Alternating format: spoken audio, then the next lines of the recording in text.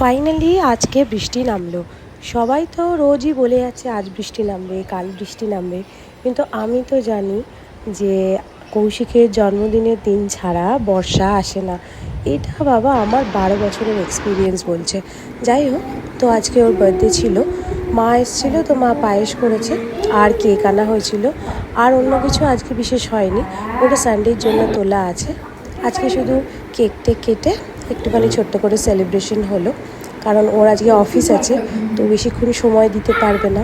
তাও আমি কালকে রাত্রি 12টার সময় কেকটা কাটবো বলে গতকালই কেকটা আনিয়েছিলাম, কিন্তু ওর টাইম হয়নি। আজকে দুপুরবেলায় একবার অ্যাটেন্ড নিয়েছিলাম, তখনও ব্যস্ত ছিল, তাই জন্য সন্ধ্যেবেলা আজকে কেকটা কাটালাম। কেকটা ছিল আমন্ড অ্যান্ড হানি ফ্লেভারের। এটা মূলত আনা মেয়ের জন্য।